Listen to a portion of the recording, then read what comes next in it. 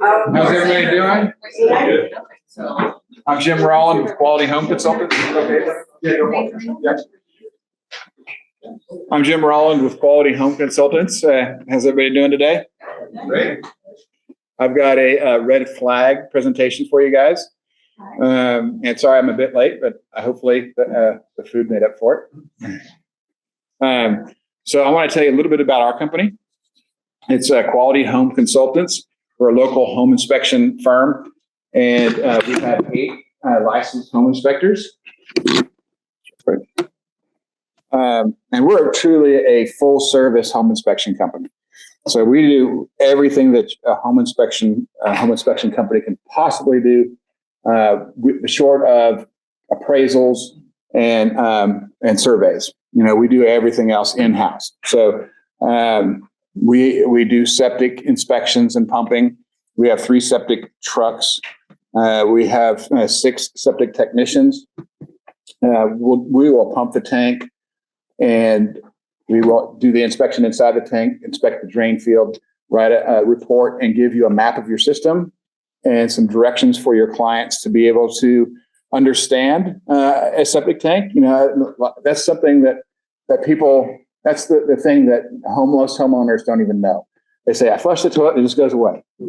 So we give them a little bit of a background on what a septic system is, and how to use it, and when to call us for preventative and when to call us for emergencies. So we do all that in-house. We do the radon in-house, water testing. We do the well inspections in-house. We do the termite inspections in-house. So you never have to really have, third-party companies following us around to and having several different appointments. You can do it all in one shot. So, and if any of you guys have any questions for me while we're doing this, feel free to stop me. If you need to know something about wells or septic or radon, I'm here to answer any of y'all's questions. So, Quality Home Consultants has been in business for 25 years. And in that time, who here thinks that 5,000 is a lot of inspections? 10,000? We've done 35,000 home inspections in Western North Carolina. So we have a good group. A couple of us are general contractors. We have a good networking that, we haven't seen everything. So if there's one of our inspectors says, hey guys, he snaps a picture and says, we don't know what this is. I don't know what this is. I've never seen this. Chances are one of the other 7 guys has. So we've got a lot of experience on the team, and we're able to take care of that situation before, in-house again, so that we don't have to say, hey, we don't know what this is, call somebody else. We try to get all of those calls done for you guys so that when you leave the inspection, you don't have to call 14 more people to have 14 more inspections. So, we work on that real hard. We have monthly inspections, or monthly meetings for report writing. So we teach each other to write the inspection so it doesn't scare your clients. Not everything has to be a doomsday scary thing. So we educate your clients. We don't sugarcoat the items, but we definitely don't override them to where a lost seal in a window is we're going to be calling for structural engineers. It's just not. We don't write scary things. We write facts. So, and that's the best way to educate your clients. They like the house. That's why they have it under contract, because they picked it out. That's sometimes their dream home, and they like the house. So we're not there to pick it apart. We're just there to educate them on what they have. Anybody have any questions about the company? We're in the Mountain Home Fletcher exit. So we service most of Western North Carolina. We have a guy in McDowell. We have one in Lake Toxaway. We do the South Carolina border. We're working on doing further on into South Carolina, because the home prices in Western North Carolina are expensive. So some agents are getting licenses for South Carolina and going across the border and getting some a little bit cheaper homes for the people that can't afford our area. So so we're looking to branch into South Carolina, but yeah, we have a wide range. The septic trucks don't go quite as far as the home inspection trucks or vehicles do, because septic trucks get 6 to 7 miles to the gallon. So yeah, we will go to certain distances. If you have one that's an outlier and you really need our septic trucks to go out there, we can do a trip fee or something, and do one of those that are outside of our range. But even like Lake Toxaway, it's 60 miles each way or something like that, and that's 120 miles divided by 6 miles to the gallon. You can see how much fuel it takes just to get there. But mainly Buncombe and Henderson. That's where we started, and we're just branching out. Any other questions for us? So I have a sure. Do you charge an extra amount to go through? We do. Yeah, it depends on how far, and it has to be in North Carolina right now. But I won't charge extra if you get one at the coast, and make sure you have a place for me to stay. But anyway, I have a red flag presentation. See if this. All right. Some of these are actual photos from our home inspections, and some of them are actually some that we've taken from the internet. First is electrical. You as an agent, if you see this label right here and you're on a showing, just know that this panel is going to be replaced. So that's going to cost your client $3,500 to $4,500 right away. Just when you see that label. So Federal Pacific panels and Zinsco panels. Zinsco has those. I don't know if you guys have ever paid it much attention, but they have the colorful breakers, the light blue, the white, and the red breakers that are all intertwined inside the panel. They're a stab lock type electric panel. They have been known to not trip when they're supposed to trip. So because it's a fire hazard. So when there's an overcurrent, and the breaker is supposed to stop the current before the wire catches on fire, it doesn't, and then the wire catches on fire, and then you have a house fire. So right away, you can make yourselves look like a professional. Say, hey, Mr. or Mrs. Buyer, I know that that's not a good panel, and we're going to be asking for another panel. What year was this put in? Or like what year? Up into the 80s. So 70 and into the 80s. You'll never see them into the 90s.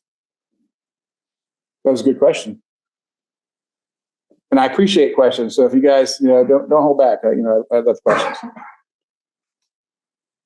So here's the multiple breaker, colored breakers that I was telling you about. Zinsco panels. You can see the. Anybody seen this kind of panel before? Seen those kind of breakers? What's that? You've seen it? Yeah. So did you have to get it replaced? Yeah. Duke Power used to own the panels on houses out here, and they put all these Zinsco panels in, and then found that there was an issue with them. And then they said, oops, we're going to be replacing your panels for you. So it was a voluntary thing, and they'd send some letters out. They're not doing it anymore. So if there's still some out there, it's the homeowner's responsibility to get these replaced. Same time frame. Yep. As I'm looking at this picture, there is a gap between the black breakers and the red breakers.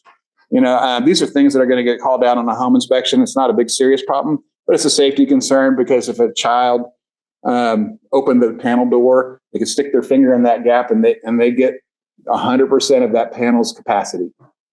So yeah, I actually did a home inspection one time where the homeowner was there with her children. She was homeschooling, and her husband was away, but her husband was doing all the work, the renovations in the house. And she had little plastic caps that would go on all the outlets, right? And I go down in the basement, and the electric panel had the cover completely off and laying on the floor, and everything inside the electric panel was open, this high. And I went back upstairs and I said, ma'am, it's really good that you have those little electric outlet covers, because that'll save your kid from a 15 amp shock. But there's a 200 amp shock waiting for him right there. And she just turned white. But anyway, when you see that, that's a safety concern. There is an example of one of the Federal Pacific breakers when they don't trip. You can see how hot it got. It actually started to burn.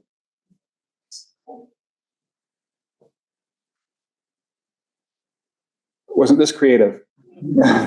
We actually see a lot of this kind of stuff. So by themselves, these are fuses, and this is what we used before we had circuit breakers. We'd have these screw-in type fuses. Does everybody know what those are? Those screw-in type fuses. So this is how we did things, before we invented the circuit breaker. There's still some of these fuse, not in cigar boxes, but there's still some fuse panel boxes out there. The older, early 1900s home, Montford still has them. Older portions of Asheville and Hendersonville, even in Brevard, we're seeing some of these things. So just because there's a fuse doesn't mean that it's bad. It's just not up to date. But when you see a fuse panel, it's a red flag. That's something that you need to alert your client to. Hey, this probably is going to need to be updated. One is nowadays we have so much more in the house, microwaves, just all kinds of electricity. We're separating the microwaves from the refrigerator on separate circuits, and used to be 100 amp was a good, amperage for a home on the main panel. Nowadays it's 200 even on a tiny home. So these are typically 60 amp panels, which a heat pump on the heat pump mode needs a 60 amp breaker. So that would take the whole thing right there. So it's a red flag, but not necessarily a runaway thing like a Federal Pacific panel would be. Outside of the cigar box, so the cigar box is no good. All right, foundation cracks. This is a horizontal crack, and this is the most typical. This is the worst kind of crack that you can come across on a foundation wall. Typically, you're going to see foundation cracks that are stair step in the grout joints of the block. You could see some straight up and down vertical cracks. If they're not wide and they're not separating or deflecting, those types of cracks usually aren't really concerning. These cracks, every time, pretty much need to be fixed. So these cracks happen on houses in the 60s. And why these cracks happen is because they build a foundation wall and they don't pour the hollow cells of the block filled with concrete. So it's just a hollow block wall. And then they push all this dirt up against this hollow block wall. And now you got this pressure of this dirt, right? Well, if that's not enough, this dirt gets water in it and it makes it really, really heavy. And it starts to push on that wall, and that wall is hollow, so it just gives in. And so you end up with this crack. Anytime you see a crack like that, you're going to end up needing to get a structural engineer and a permit to fix it.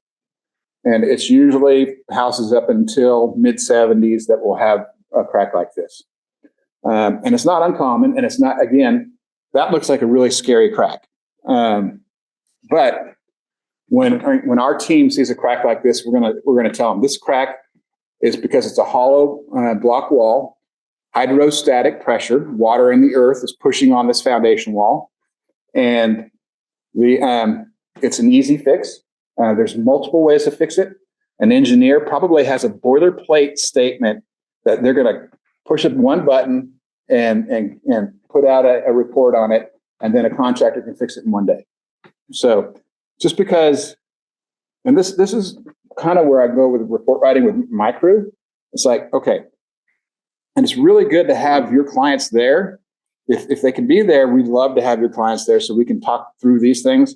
Because if they get a report, they see a crack in the wall like this, and they say you need an engineer, their eyes get like this big and they want to run, right? So we can say, we see this crack many times a month. It's easy to fix. It usually costs between $7,000 and $12,000 to fix, depending on the size of the wall and how hard it is to get to it. And it's not a big deal. Once it's fixed, you can have an engineer's report saying, hey, we had a foundation repair. It's good. This engineer signed off on it. We have permits from the county. And then when they go to sell the house, if a buyer would get a home inspection and they'll say, oh, there's a foundation repair. And you say, no problem. Here's the engineer's report. That buyer's reluctance to fear is gone when they see that engineer's report and the county's permit closed saying this has been fixed. It's good. Versus seeing a crack like this and they go, oh, we don't know what this is. And then some other home inspector says, oh, you need an engineer. And we don't know how much it's going to cost to fix. And so it could be a really scary issue for your clients, but it doesn't necessarily have to be.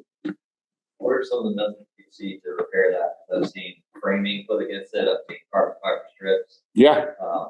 Just what in your experience what you've seen? So back in the day, when they first started fixing these things, the framing was the preferred method. They would use 2x6 walls, every foot on center, double top plate and double bottom plate, and they just build this really rigid wall, and they would connect it to the floor joist up on top and bolt it to the floor or concrete floor on the bottom, which is fine. And all the methods that I'm going to tell you is a good way of doing it. More modern now is the carbon fiber strips. So they put this. Everybody know what carbon fiber is? It's like a glue and resin, and they glue this strip right over the crack. It looks like it shouldn't hold. It looks like as soon as the crack or the wall wants to move again, it's just going to pop off. But it's strong. So and engineers are leaning more towards that. It's a quicker fix because they're just putting that fiber and the glue on the wall, and they're done. They're not having to build a wall along the whole length of the foundation. There's one more that was kind of in between the framing and the carbon fiber strips, and you will see this, out there, because how many realtors have been in the business for more than 10 years? Do you remember the housing? They used to call them COs, but they weren't COs. The Asheville City Minimum Housing Code. Do you remember those? I was not here then. Oh, okay. Well, whenever we found the slightest little horizontal crack, we used to have to do inspections for the city of Asheville every 7 years on a residential home, and every 5 years for a rental, 3 or 5 years. And the city required them to fix these things, or they're going to turn their water off. So it was crazy, and I'm glad they stopped doing that. But they had a whole list of things from your insulation had to be a certain level. Light bulbs in closets had to have cages on them. Have you guys seen any of those houses around here that have the cages? That's because of the minimum housing code. Fireplaces that are completely filled with concrete in the face. Have you guys seen that? That's because of those minimum housing codes. And luckily they stopped doing that. But when they saw that, they would require an engineer's letter and a repair. And the one in between was an angle iron. And you'll see that angle iron in many houses.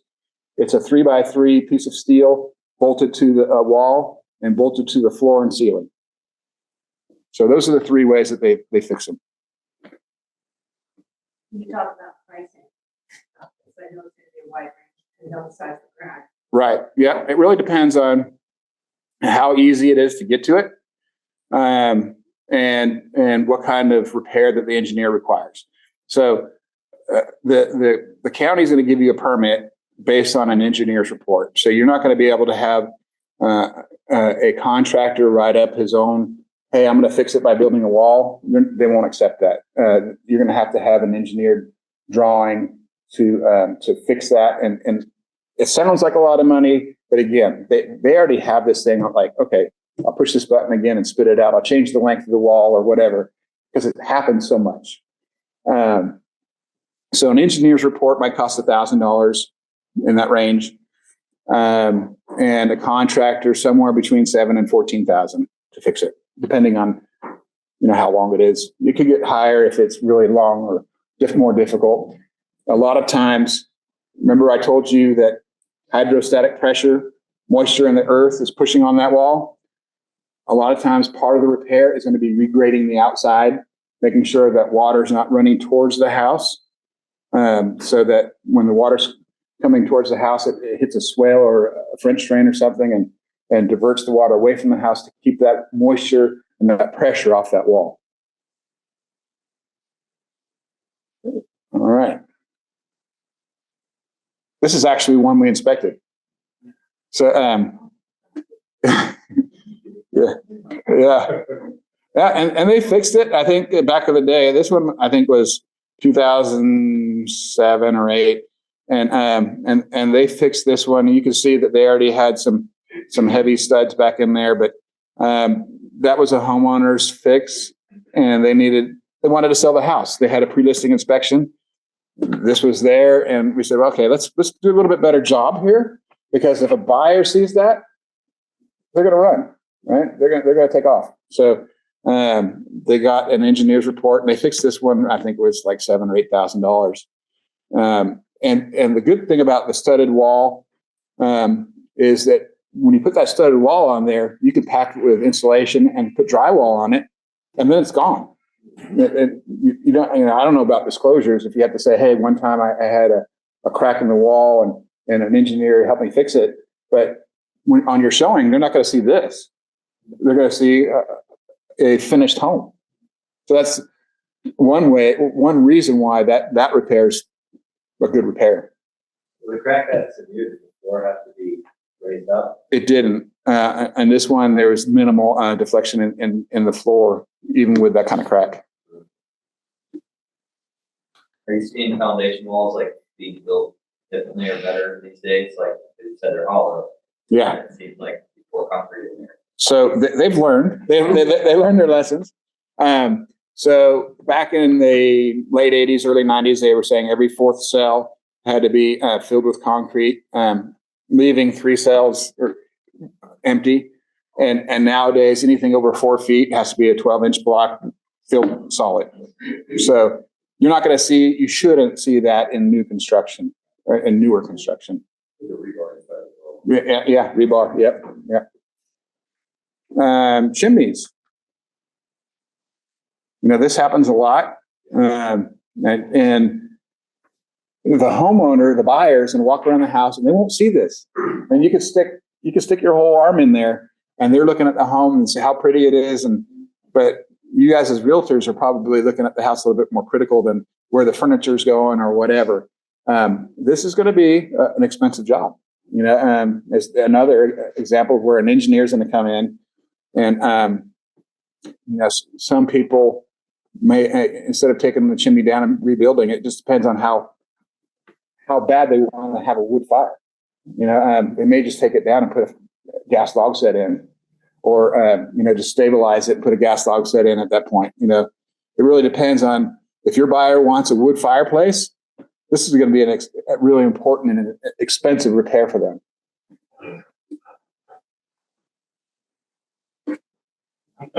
Sometimes when we're doing chimney inspections, this has happened several times, and birds.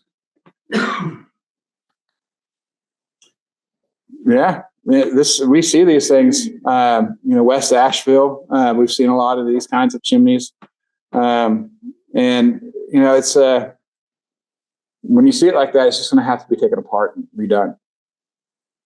Again, another expensive repair for your client. What is that? What is what? Repair cost for that? It's going to be probably 8,000 or 10,000. Because they're going to have to put new flue tiles in and take it down and put it back up.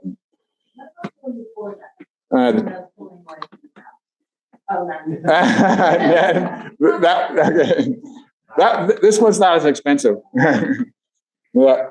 So on that one again, they're gonna take that one down and rebuild one, and this is going to be all the way down to the footing. So this one would be 10 to 20,000, depending on how high it is. That being to rebuild versus just getting rid of it? You can get rid of it. Yeah, I mean, How much is getting rid of it? probably half price or less. You'll still have to have some chimney, depending on how it's built. If the fireplace is in the building, then you don't need it at all. If it's from the outside, you'll need some kind of structure around your firebox. Start over, yeah, and you're gonna still have a hole in the roof, yeah. Ah, that one was leaning a little bit. Yeah, you guys know that that's a red flag. Oil tanks. Has anybody had any experience with buried oil tanks? Yeah. Back in the day, I started doing home inspections in 1998, and there was a fund, a state fund for taking care of these oil tanks. And unfortunately, there was one over on Fairview Road by Home Depot where the oil tank was actually halfway under the slab house and was leaking, and the soil that was contaminated went all the way under the slab of the house. So they had two options of tearing all the slab out from inside the house, or putting some kind of title on the house where it was a contaminated title.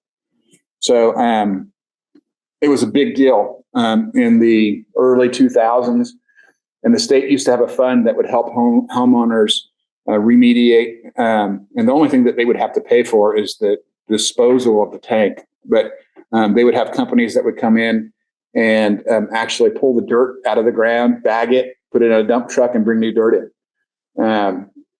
Since then, they've relaxed the regulations on buried oil tanks, and there's no more fund to help them recover the cost. And it used to cost $25,000 plus per house on a tank that's leaking. So many times since then, folks are having companies come out and pump the oil out of the tank, cutting the tops off the tank and filling it with sand so it doesn't become a sinkhole. And so how you recognize if this house has a buried oil tank is these little pipes outside. So if you see these little pipes, you know that house has a buried underground oil tank. So because it's not as big a deal right now, they're not going to put a brown zone title on your title. Yeah, maybe. Recently enough. Yeah. Recently enough.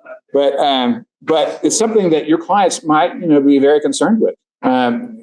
Most houses inside the city limits of Asheville are on city water, so it's not getting into the water table that they're drinking. But this is how you identify it as a realtor. These two pipes coming out of the ground. One's a fill pipe and one's a vent. Are they always close to the house like that? No. So sometimes you'll see them. Usually they're not that close to the house. Usually you'll see them 3 to 5 feet off of the house. Another way of determining that there may have been an oil tank at one time is that there'll be 2 copper lines exiting a basement going out into the dirt. And those are the supply and return lines for the oil tank. We don't do any soil testing. I said almost everything that we do in-house. I'm kidding. But we have, our office has a contractors list from everything from landscapers to engineers and everything in between, painters, oil tank guys. So we can provide that for you or your clients whenever you need it. Here's another picture of one. It's a little bit different, but still same idea. If you see something like that, there's an underground oil tank on that property. That's where the tank is? Yeah, it's right there. Yeah. We actually saw one where the guy had it in his basement, and had the pipes outside. So it would go down in the pipe and travel the length of his house and then dump into a tank inside the basement. But when you see that, that's where the tank is. Are there always two pipes? There's always two pipes. Yeah. I've seen one of these at a property in Candler. Mm-hmm. There was a house that he was selling a gas station with it by the river. Oh. He said there were no tanks. I go to the gas station, clear as day. Yeah, where two pumps would be. Yeah. Yeah, Yeah. And there they were, right? right by the river. Yeah. Yeah. And he's going, yeah, go ahead and buy it. Here, sign quickly, right? Remember I was telling you about the two copper lines that were exiting a foundation? These are the two lines that are capped off. And I don't know if you guys can see them, but the ones that are going horizontally, and they're going out to an old oil tank. So it's possible that they've taken that tank out and they cut the lines off and the tank is no longer outside.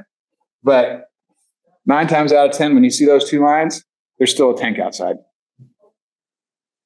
Roughly what year did that start becoming? Becoming an issue or becoming, Not common to have to be doing very. probably they started moving them above ground in late 70s, because, and so anything before that, you're going to see underground oil tanks. Yeah, it's houses typically in the 50s is when you see this kind of stuff. All right, cloudy windows. This is a monetary thing for you guys. We call it a red flag, but the house is still structurally sound. It's not going to let rainwater in or pests or anything like that. But it's going to be a cost for your clients, and it's going to. When you see one of these like this, not every one is going to be as bad as this one. So you might have multiple windows, and they can replace a glass company can replace just the glass. So you don't have to replace the frame and cut walls apart or anything like that. So, but it's an expense for your client. Keep an eye out. I'm sure you guys have seen all this kind of stuff. Yeah. It's been a while for me. How much typically is a single pane of a regular size? So it since COVID, everything's gotten crazy, right? So it used to be $250 a window. I'm thinking it's around $400. And so now, if you think you've got $400 on average per window, and you got 10 of them, that's a decent expense for your client. Another red flag. This isn't always a roof leak. Sometimes it can be an HVAC system that has a clogged condensation line, and you could have a perfectly good roof and still get this. So, but it is a red flag that something's going on. So, either HVAC related or roof related. We don't do mold testing, but we have a company that will do it for you. We could take a surface testing if we find some, like on some floor joists or something like that, to identify it. Yeah, white, green, black, yellow, whatever. There's several different colors, but we can identify it, and we could do that kind of testing. But if you really want to get into mold testing, we can send you to some mold experts. Somebody had fun with this one. Things like this right here, same thing. I think that this was a valley where two roofs came down, and that's a point where you'll get some leakage typically. All right. I did this inspection. You see all those stalactites or stalagmites on these floor joists? Those are termite tubes. Yeah, they ran out of floor joists and they were looking for their way back to the earth. So they went up the foundation wall, went through the floor joists, and they're trying to get their way back to the dirt. So needless to say, this house was infested. You guys spray them? What's that? You guys spray them? Sometimes we will to see if there's. The time that I scrape them is going to be when I see a house that has some termite tubes, and there's some evidence of treatment, like drill holes or some bait stations outside. So I want to see if it's active. So I'll scrape a tube or two to see if I can find the actual bug. The state of North Carolina requires us to, when we do a termite inspection, if even if we see a termite tube and there's treatment, we cannot call it active unless we see a bug.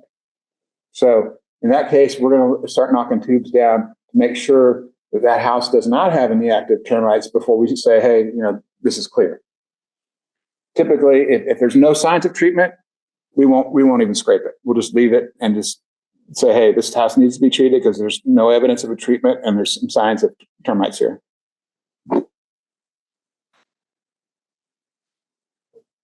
So it's hard to see, but right in the corner is a termite tube running straight up. You guys will be experts. Your clients will be walking right by it. Say, hey, look at that termite tube. This house has got termites.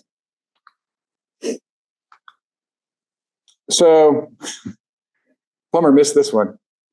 Yeah.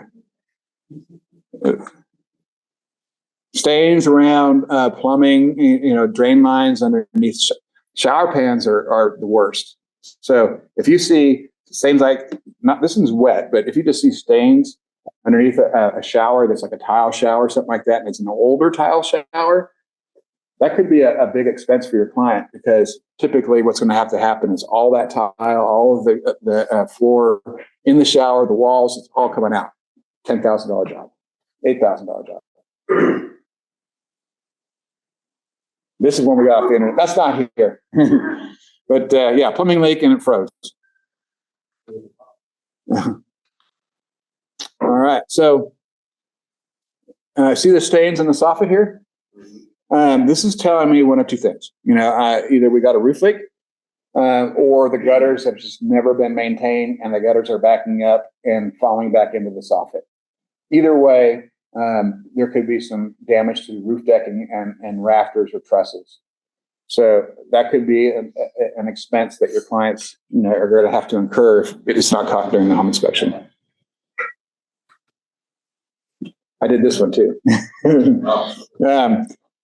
This was in Fairview, and the homeowner was an 80-year-old man living by himself, but had this room addition put on for his kids or grandkids or whatever it was. Obviously, the builder didn't pull a permit on this one. So, and you really couldn't see this from the ground. So when I got up on this roof, I looked at this, and you can see there's 1, 2, 3, 4 ridges in here. 1, 2, 3, yeah, 4 different ridges in here. And you can see the leaves are stacking up here. It's just a leak waiting to happen. And the buyer, asked me, he goes, how are you going to fix this? And I said, the only way you're going to fix this is tear the roof off, rafters and all. So good reason to get a home inspection, because we get up on the roof. Do you think drones are sufficient, or is it really important to be inspected at home? Good. That's a good question. So this kind of thing, drones will catch it every day. Getting up on the roof is not always an option. So if we've got a super steep roof, or we've got an icy roof, or a wet roof or something like that, we can't really get on the roof, and drones will play a big part. But there's times that getting on the roof really helps if you're trying to see between a piece of siding and some shingles to see if there's flashing in that little crack. A drone won't always catch that little bit, or flashing around a chimney. If you're trying to look for some cracks in the flashing around the chimney, my drone won't get that close. They may have some now, but I think whenever I can get on a roof, or my company, or my inspectors, we're going to get on the roof if at all possible. It's a better inspection, bird's eye view. I'm sure that you folks have seen growth on a roof like this. And what it is a shady spot, and mold grows, or this moss grows on the roof, and this will shorten the life of the roof. So it attaches to the shingle. You pull this stuff off, and part of the shingle comes with it. All those granules that are on the shingle. What's the first thing that a homeowner is going to do when they see this, or say that it has to be fixed? They're going to go up there with a pressure washer or something like that, and they're going to beat all the granules off of the shingles, and then they just made it worse. So this really needs to be chemically killed and then swept off.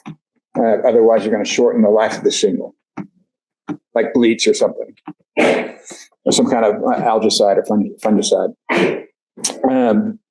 Some people are proactive. When they know this is going to happen, they install a roof that has this on it.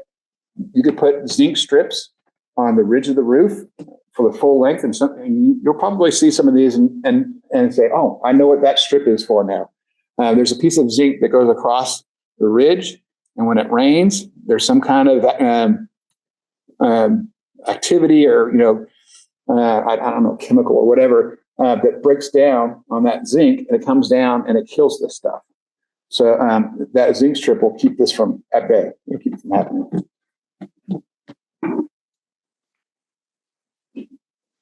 Yeah, they needed some more ventilation on that one. I actually did a inspection over by Grove Park, and the listing agent sent me over there for a pre-listing.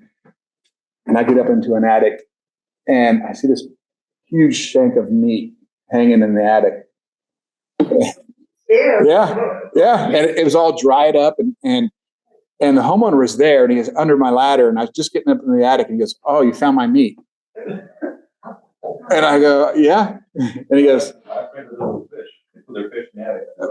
"It was prosciutto. He was making prosciutto." So he goes, "I was hanging it in the garage, and my realtor told me I had to move it because it wasn't good to have during showings." So,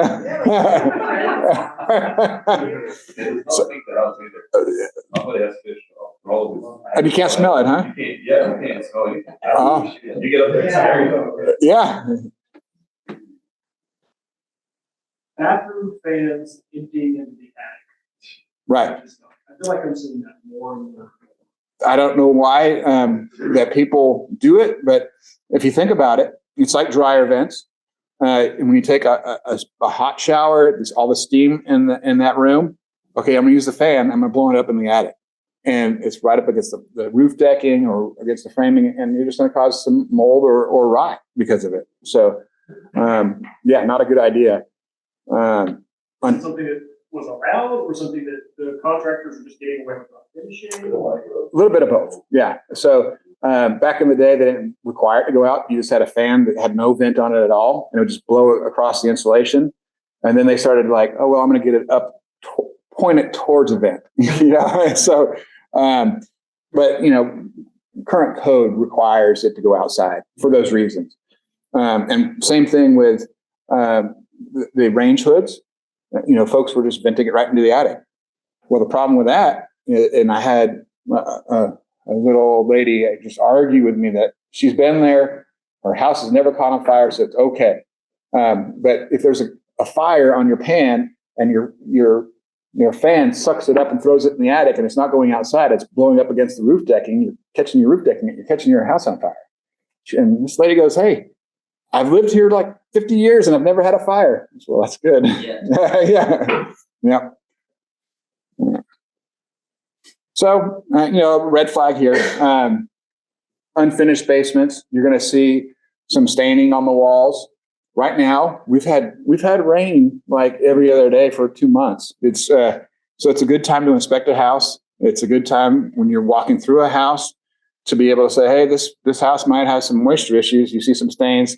But, like now, it's easy for us to say, "It rained yesterday and it's dry today," or "It rained yesterday and it's still wet." I really don't like going into a home inspection in a crawl space and see where a stain was and it hasn't rained in 2 months. It's like, well, is it active? I don't know. It's like I see evidence of a past water intrusion, and this could happen again, but I can't tell you today because it hasn't rained in 2 months. So there's no moisture. So this is just beginning foundation walls. Yeah. And has anybody seen that like white fuzzy stuff? Kind of like looks like salt efflorescence. That's right. Yep. So that's the chemicals that are left behind when that water comes through and evaporates. It leaves that efflorescence. But isn't that like not as bad as straight up staining? Not as bad as straight up standing, because it's not water; it's moisture. Straight up standing is water. It's beyond the point of efflorescence. It really depends on moisture. Yeah. So it really depends on the how bad it is. So it could be as easy as somebody just has their gutter pointed straight down in the dirt, and they just need to divert it 4 feet off of the foundation, and that's it. And then the moisture stops. So you just have a splash block or an elbow with 4 or 5 feet of pipe. That's cheap. The bad one would be that you have to dig it outside the foundation wall and re-waterproof the whole foundation. So just dig down to the footer and apply some kind of waterproofing. That's the most expensive. So you go from $20 to $10,000. So it just really depends on how bad it is. Is there any fix to a home that has a foundation that is like you pull a chunk off with your nail? In the block or brick itself, it depends on how widespread it is. Pretty much the whole thing. Yeah. I mean, so they may put a block wall inside the block wall. Build one inside. I've seen that before. They've had in the old days. They had crawl spaces that they dug out to make a basement, and the footing's up here, and then it's dirt underneath because they dug all the dirt out. Well, that footing is now exposed and not stable. So they would build a block wall in front of that wall and come up to support the dirt underneath the footing that was there. So it'd be a similar situation. Okay. Here's an example, and this is not always a plumbing leak, these kinds of things. But this could be a roof leak that's going down the wall and hitting a subfloor. I've seen it, a subfloor like this, and right above it is a wood floor that looks perfect. But underneath it, it looks like that. It's soaking wet. Just a matter of time before that wood floor starts to buckle. But if you see something like that, you know that there's a roof leak, a flashing problem, or something on the outside. Here's your mold. All right. I'm glad you guys are done eating. Is that any inspections too? No, not bread mold. So when you get to this is a rampant, moisture issue when it gets this bad. This is one that I did again, and if you look in this picture, you see some white vinyl on the wall. You guys see that? Mm-hmm. So this is an encapsulated crawl space. And I don't know if the picture you can see it in the picture, but the insulation is full of moisture, water droplets. And you see how wet the bottom of this floor truss is with all the mold on it. And then right above it, it looks dry and perfect, doesn't it? So the problem here is that they encapsulated and they had no dehumidification. So they had a little bit of warm, moist air coming into the crawl space. And they said, I'm going to encapsulate this crawl space, but they still had a little bit of warm, moist air coming in. Doesn't everybody know what a terrarium is? Back, you'd have this thing with grow plants with condensation. The whole crawl space is like that. It was just raining in the crawl space. Most people would see white vapor barrier coming up the wall. This is an encapsulated crawl space. Awesome. But, look what happened when it's not done right. All right. You guys have any questions? It doesn't have to be about red flags. It could be about home inspections, radon, septic. You haven't been certified for doing what you're on.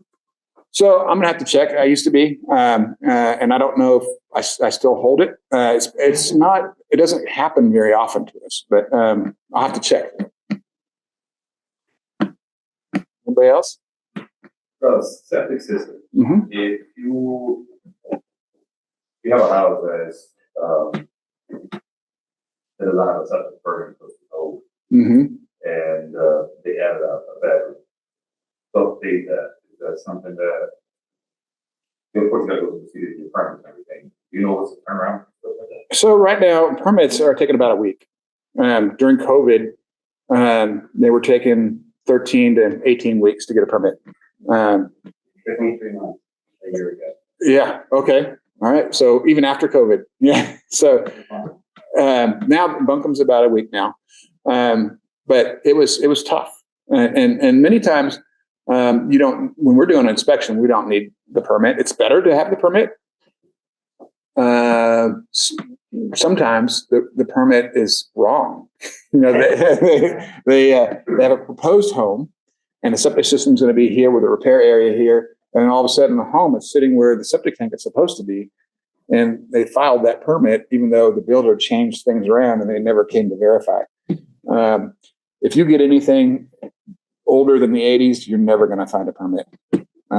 It's rare. It's just not going to happen. But when we do our septic inspections, we pump it out and we make a map, a computer generated map of your system so that your homeowner will have, it's 15 feet off the left corner of the rear of the house. The drain lines are 100 feet long. There's 4 of them or 3 of them or whatever. And we're going to have that map drawn out for your client so that they know they can't put a swimming pool there or a driveway. We probe it. Yeah. What does that cost to do the map? It's included in our inspection. So it's $375 for a septic pump. A pump and an inspection is $625. What do you do when you come across the 50-gallon barrel? Yeah, we take pictures and we let them know what they have. We're seeing all kind. Probably, well, it was January. We did a pump only, so it wasn't a real estate deal. In Fairview, guy said, "Hey, I need a septic pump," and he actually had a hose that he siphoned from his septic tank down to a creek. So somebody actually sucked on the hose to get the siphon going, and then stuck it in the creek. Poor guy. Hey, you got one. So, like I said, we can't say we've always seen it all because there's always something like that. Yeah, but like, so I've only heard rumors of the 50-gallon, and I've never seen it. Like, I mean, they're gonna have to replace that system, right? Like, Yeah, the county won't require it if it's working right. Really? They won't require it. If it's watertight, and it's working properly, they'll let it go. And even when a homeowner has an issue, it's coming out of the ground or whatever, they don't condemn the house unless it's going into a water supply somewhere. They're going to work with that homeowner. They're going to say, "Hey, you need to get this fixed." And I think Buncombe County even has some grants and some, money set aside for people that can't afford to fix the system that really need to.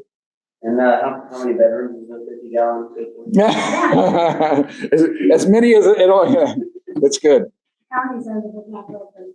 What's that? The county's only wants it's not broken. Yeah, and the county has put us in some, and I hope the county guys aren't watching, but they put us in a predicament sometimes.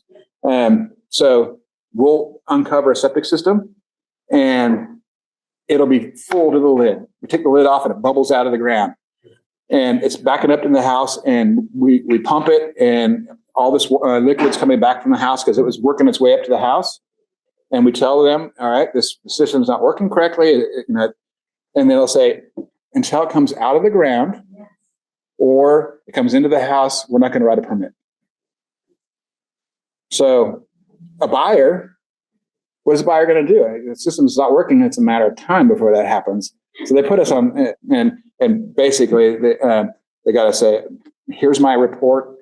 And we need, I forget what kind of permit it was called. It's not a repair permit, but it was another kind of permit. Yeah. So you've experienced that. Yeah. And they said it wasn't bubbling out of the ground. Yeah. It's until your new buyer, your new client has the problem, and then they'll let you have the $10,000 repair. I remember. So gathering from this, that you all can also be hired just to do some piecemeal services. It doesn't have to be an inspection and septic. We could potentially just hire you for septic. Yep, that's correct. Yeah. And with that said, what scenario sends you out to the site to do a septic inspection and turn around? Like, for example, is there a depth that's too far and you're digging and trying to find it and you have to give up because you don't have a backhoe or you're doing a shovel? Like, what's your all typical situation with locating? So that's a good question. I'm glad you asked it so that the realtors will know what to expect. So we're going to dig 3 feet. And if you go over 3 feet deep, or if it's like under boulders or something like Is that that. with a probe or is that? No, shovels. You know, to test. oh yeah, with a probe. And if it gets deeper than 3.5 feet to 4 feet and 5 feet deep, then we're going to say, hey, we need to come back with an excavator. We don't pull an excavator with us on every one. But we have transmitters. Most companies will charge a transmitter fee. But what we do is we look for a septic tank by probing in the ground with a probe rod, and we probe around where we think it's most likely going to be, and hit the tank, and then we'll start laying it out and digging the lids. If we can't find it using the probe method, we have a transmitter that we flush in a toilet, and it gives off a signal, and then we have a receiver that will pick up that signal. It's like finding treasure. So it'll lead us right to where that beeper stopped. And most companies charge $40-50 for that. We don't charge. We just keep that included. Sometimes we don't have to use it. Sometimes we do. But that's how we locate the tank. And then we have probes to see how deep the tanks are. And if we get into 5-6 feet, and then we say, hey, we'll come back, but there's going to be an excavation fee. And so, as a reporting fees that you say you have to come back, obviously, if there is an excavation fee or if the homeowner has it excavated, I've had situations where a company will come out and they'll say, it's deeper than we thought. Here's your report, full price charge. That's the letter. Right. Yeah. So I'm just wondering kind of how that works. Because obviously, you're going to be compensated for time and take up waste. So we do, and we do septic inspections for other home inspection companies. So some home inspection companies request that we do it that way to close it up for them. Say it's deeper than is currently allowed. And so here's your report. We can't find it, or we know where it's at, but we can't dig to it. Here's your report. We're done. And some home inspection companies want us to do it that way so that they can close their deal. We will say, hey, here's our $125 trip fee. We marked your tank. We found it. If you would like us to go further, then we will come back out and get an excavation fee and finish the inspection. I appreciate you guys. Let me come. Yeah, you're welcome. You guys, if you need to get a hold of us, Jim Rowland. I have a brochure rack in the hall there, and I have some cards in the rack. If not, I'll refill it. But are you guys all? You guys are all from different companies, right? Yeah. If you ever need a lunch and learn for your individual firm, we'd be happy to bring lunch there too, or breakfast, or whatever it is. And we know that the best way to get to a person's heart is through their stomach. And if you need us to come and give a class on anything, wells, septic, home inspections, red flags, whatever, we'd be happy to do it for you.